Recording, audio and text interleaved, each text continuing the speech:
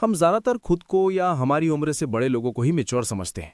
छोटों को ना समझ और बच्चा समझकर उन्हें हर बात पे समझाने लगते हैं, या फिर कभी कभार तो हम अपने बड़ों को ही नेचुरली एडवांस देने लगते हैं। तो ये चीज़ एक्चुअली है क्या कि हम सच में इतने मैच्योर हैं जितना हम खुद को समझते हैं, या क्या हम भी ज़्यादातर लोगों की तरह ही खुद को समझते तो मैच्योर हैं, लेकिन हमारे एक्शन साफ इमेच्योर होते हैं? आइए सब कुछ डिटेल में जानते हैं। इस वीडियो में हम जानेंगे कि रियल मैच्योरिटी क्या होती है और कितने तरह की होती है, इमेच्योर और मैच्योर लोगों की पर्सनैलिटी के कुछ साइंस और डिफरेंसेस। इस वीडियो में हम आपको 5 तरीके बताएंगे जिन्हें आप आज ही से फॉलो करके लाइफ एक मैच्योर वे में जी सकते हो। बेसिकली मैच्योरिटी का मतलब अपनी सोच, अपने इमोशंस और अपने एक्शंस पर बैलेंस और कंट्रोल होना होता है।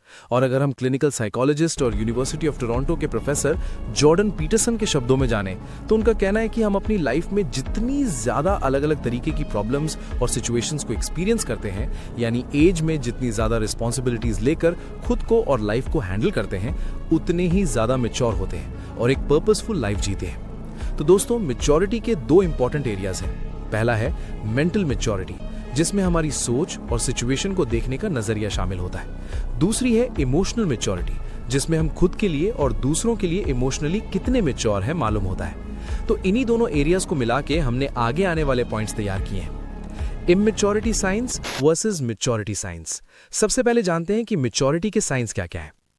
इमेच्योर लोग खुद को सबसे ज्यादा मैच्योर समझते हैं। जो चीजें प्रोफेशन और ट्रेंड में होता है उसे वो फॉलो करते हैं, बजाय खुद के टैलेंट को पहचान के। और सिर्फ एक लाइट को फॉलो करने के बिना सोचे समझे कुछ भी बोल देना, ये सोचे बिना कि इससे किसी को बुरा लग सकता है या वो खुद बेवकूफ लग सकते हैं। दूसरों की फीलिंग्स और दूसरों के बारे में ना सोचना, बस खुद के और खुद की इमेज के बारे में सोचना।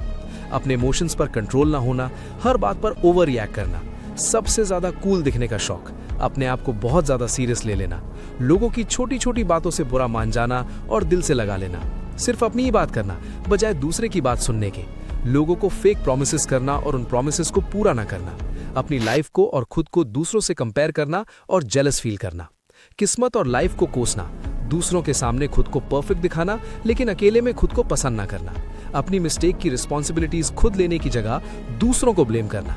ऐसी और की काफी सारे साइंस हैं। और वहीं मैच्योरिटी के साइंस हैं लाइफ को एक पर्पस के साथ जीना, मालूम होना कि उन्हें एग्जैक्टली लाइफ में क्या चाहिए और क्या करना है, कुछ भी बोलने से पहले थोड़ा सोचना, दूसरों की फीलिंग्स और दूसरों के एक्शन को समझना, इमोशनल फूल ना होना या अपने इमोशंस पर कंट्रोल रखना, चाहे कोई भी सिचुएशन हो उसे काम होके हैंडल करना, अपने आप को ज्यादा सीरियसली ना लेते हुए लोगों के मजाक में हंसना, बिना रिस्पेक्ट गवाए, खुद बोलने से ज्यादा दूसरों की बात ध्यान से सुनना, कोई वादा जल्दी से ना करना और जो कर दिया तो फिर उसे निभाना, अपने माइंड हेल्थ, रिलेशंस, प्रोफेशन और नॉलेज को बेहतर बनाते रहना, अपनी और अपनों की रिस्पॉन्सिबिलिटीज खुद लेना बजाय किसी और को ब्लेम करने के।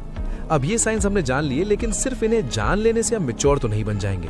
तो एक मैच्योर माइंड डेवलप करने के लिए कुछ तरीके अपनाने पड़ेंगे, और वो तरीके हैं, number 1, don't think you are mature. जो ज्यादातर उम्र में बड़े लोग और यंग लोग गलती करते हैं वो है कि सभी अपने आप को मैच्योर समझते हैं कि मुझे सामने वाले से ज्यादा समझ है। खैर, यही कारण है रिलेशंस के बीच लड़ाइयां या आर्ग्यूमेंट का।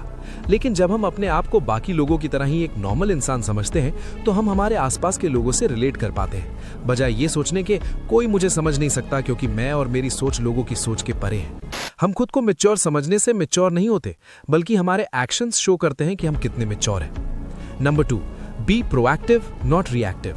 हर सिचुएशन को हैंडल करने के हमारे पास 2 ऑप्शंस होते हैं। या तो हम प्रोएक्टिवली आराम से सोच समझकर सिचुएशन हैंडल कर सकते हैं, जैसे कि MS धोनी मैच के दौरान करते हैं, या रिएक्टिवली बिना सोचे समझे अपने आप से कंट्रोल खोके रिएक्ट कर सकते हैं, जैसे कि बहुत ज्यादा एक्साइटेड हो जाना या बहुत ज्यादा गुस्सा हो जाना। लेकिन प्रोएक्टिव रहना ही आपको एक बेहतर जिंदगी की ओर लेके जाएगा, क्योंकि हम कभी भी रिएक्टिव मैच्योर नहीं हो सकते। Number 3, understand emotions and control them. चाहे वो अपने हो या दूसरों के, हमें सभी के इमोशन समझने चाहिए और उन्हें सही तरह से हैंडल करना चाहिए। हम सभी अपने इमोशंस तो अच्छी तरह से समझते हैं, लेकिन अब से आप स्टार्ट करो कि जो बातें लोग आपसे नहीं कह पाते या जो इमोशंस वो आपको शो नहीं कर पाते, वो आप ये समझ सको। दूसरे के नजरिए से दूसरे की सिचुएशन भी देखो। कोई आपका करीब है जिसने आपको गुस्से में कभी कुछ गलत बोल दिया, फिर वो जब आपसे आके माफी मांगे तो सामने वाले को माफ करना भी सीखो। अगर आपसे कुछ गलत हो गया है तो आप भी सॉरी कहने में शर्माओ मत, यही मैच्योरिटी है। Number 4, stay away from drama. हम वैसे 5 लोगों की तरह बनते हैं जिनके साथ हम सबसे ज्यादा रहते हैं। तभी तो कहते हैं कि हमें अपने दोस्त और अपनी संगत सोच समझकर चुननी चाहिए। तो जितना हो सके उतना नेगेटिव लोगों से और ड्रामा से दूर रहो। जहां सब एक दूसरे से लड़ते हैं या नेगेटिव बातें करते हैं, उन लोगों से दूरी बना के रखो। Number 5, take responsibilities, don't blame. बहुत आसान होता है भगवान को, लाइफ को, फ्रेंड्स को, सिचुएशन को या पेरेंट्स को ब्लेम करना कि मेरे पास ये नहीं है, वो नहीं है, इनकी वजह से मैं जो चाहता हूं वो नहीं कर पा रहा। जब कुछ अच्छा कर दिया तो सारा क्रेडिट खुद का, लेकिन अगर हमसे नहीं हो पाया तो बाकियों पे ब्लेम डाल दिया। बेस्ट है कि हम अपनी और अपने आसपास के लोगों की रिस्पॉन्सिबिलिटी खुद लें, बजाय उन पे डिपेंडेंट रहने के या उन पे बहुत सारी एक्सपेक्टेशंस लगाने के। Don't be a fool, be a leader. तो ये थे कुछ स्टेप्स एक मैच्योर, समझदार इंसान बनने के। और इसी के साथ ये वीडियो आप यहीं खत्म होती है। लेकिन अगर आप चाहते हो कि हम और आपका साथ यूं ही आगे भी बना रहे और हम आपके लिए ऐसे ही और वीडियोस लाते रहें, तो वीडियो को लाइक करके हमारे चैनल को सब्सक्राइब कर लीजिए और बेल नोटिफिकेशन को ऑन करना मत भूलिएगा। और हाँ दोस्तों, अगर आप चाहते हैं कि हम किसी एक पर्टिकुलर टॉपिक पर या प्रॉब्लम पर वीडियो बनाएं, तो प्लीज कमेंट बॉक्स में बताओ, हम उस पर वीडियो बनाने की कोशिश करेंगे, क्योंकि हम यहाँ आपकी हेल्प करना चाहते हैं।